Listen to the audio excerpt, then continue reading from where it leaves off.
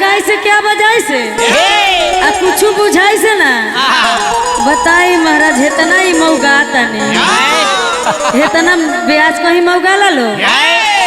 बताई आई गाँव तने गीत कवन खटिया मजा न देगा आ कुर्सी मजा न देगा आ गमछा उड़ले बनी कवन सीताराम के आ गाँव तने की खटिया मजा न देगा आ कुर्सी मजा न देगा रौरा बस के गीत गाउने नहीं के गुड्डू जी रौरा जगदीशपुर बाजार पे जाई आ एगो हथौड़ी ले ली एगो तैती बनाई उहर अर्जुन कमोबा सरस्वती जोलर ओही लग रौरा ठीक बानी गीत गाने रौरा बस के नहीं खे ई बानी गुड्डू सोनी जी एक जनी तक गा के अखवा देनी है जितेंद्र यादव जी अब दूसर का जनी आयल बनी गुड्डू सोनी जी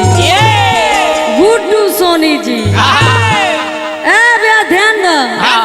बुझत नहीं के तो बुझे लगब आ बेरी बेरी अखिया के मुदे लगब बुझत नहीं के तो बुझे लगब आ बेरी बेरी अखिया के मुदे लगब कहीं अगर 3 नंबर गेयर में ठेल देनी तो दरिये पे कूदे लगब गीत गाने होला का अभी सीखत हिंदी के ले गए बड़े नु हम हिंदी के ले गावत नहीं देखा के लेखा चढ़ जाता तारा ऊपर भाई दहिए से डरा अभी हमरा के कहता नहीं कि लिस्ट में आज मोहर मार दे तारा का कहां बा मोहर मारे के तारा के चिन्हत के बा के चिन्हता तू सुनी के चिन्हता लिस्ट में तू नहीं कर अभी बहुत बुतरू बड़ा तू लइका बड़ा भी ध्यान दा गीत संगीत पे ध्यान दा कहे बा का मास्टर जी एगो हिंदी के ले लागता हैसना औरतिया बिया एगो हैसना एगो और औरतिया बिया दोनों आदमी लोग एक संगे ससुरा से अपना नैहर आइल बलो एगो सखी से पूछत तारी का हो सखी तहार मरद कैसन मिलल बड़ा निमन नहीं के मिलल का भइल बा नैखन निमन मिलल फौज मिलल बा बाप रे तब तो बॉर्डर पर जाके दाना दन गोली चलावत हुई आई तो खोखा बिन के राजा हो जात हुई जाना तारू सखी हमार मरद जान तारू कैसन मिलल बड़ा ट्रैक्टर का ड्राइवर जाना तारू तू इतना नु जोता था कि ओकरा बुझाते नहीं खे कि एगो डरेर केने बा आ 2 गो डरेर केने बा एक में मिला देता कहे बा मास्टर जी भिखारी भैया छत पे सोया था बहनोई मैं तनी समझ के सो गई मुझको राना जी माफ करना गलती मारे से हो गई अगर भांस होई लय का जवाब देखे दिखाए गुड्डू सोनी जी वाह मास्टर जी म्यूजिक से आई भी रही बाज बाजी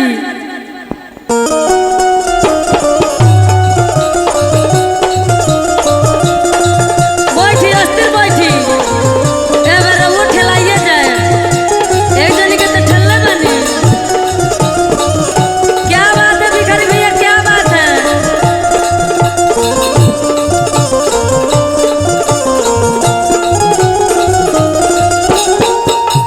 रतिया के बतिया का कहीं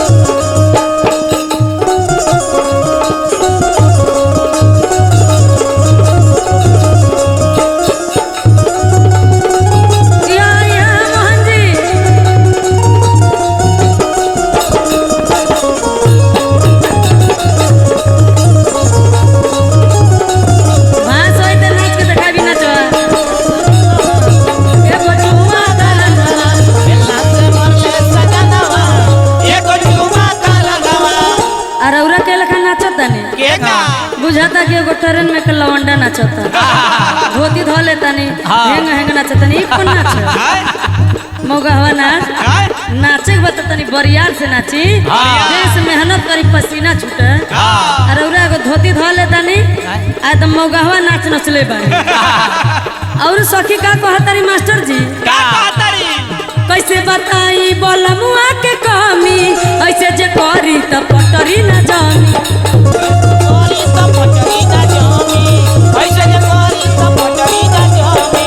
ओकरा में इतना नु कमी बा हम कौन कौन कमी बताई मोछ ऐठतने मोछ ना हमार अब का कही रिकॉर्डिंग होता दू गोला रहते रह के दिखा देती प्रोग्राम रहता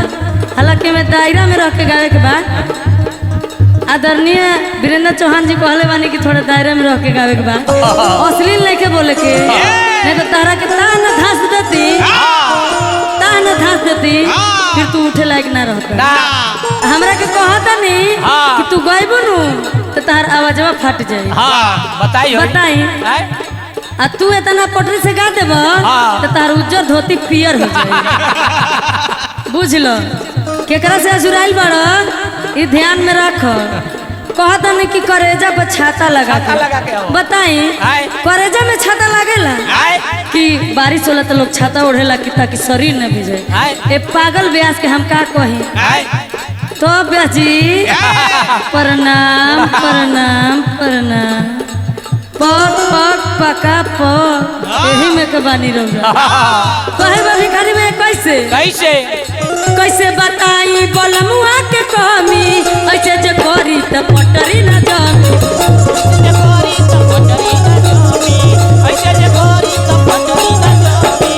और रात भर का करता से जिया पे आके कैला से हरान सारी रहतिया कैला से हरान सारी रहतिया सूझे न कोनो कर बतिया बेलना से मरल सजनवा एगो चुम्मा करना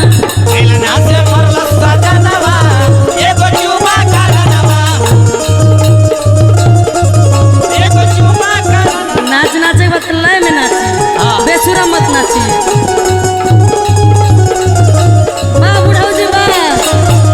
सुभाष बुढ़ऊ जी बैठल बानी तनिया जी के तो जवाबे नहीं के पत्थर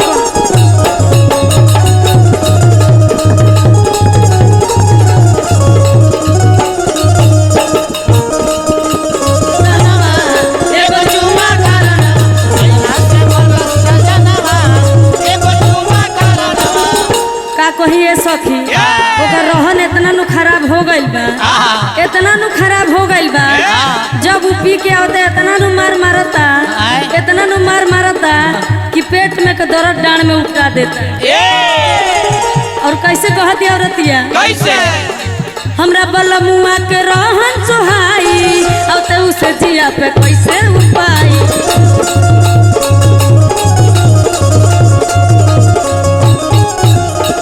हमरा बलमुआ के रोहन तनको ना सोहाला तनिको ना बुढ़ऊ जी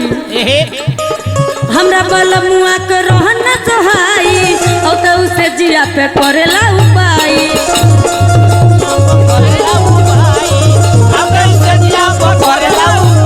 और का करेला कैला से हरान सारी रातिया कैला से हरान सारी रातिया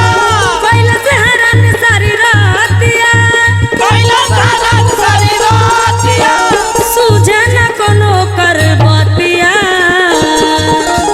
बेलना से मरले सजनवा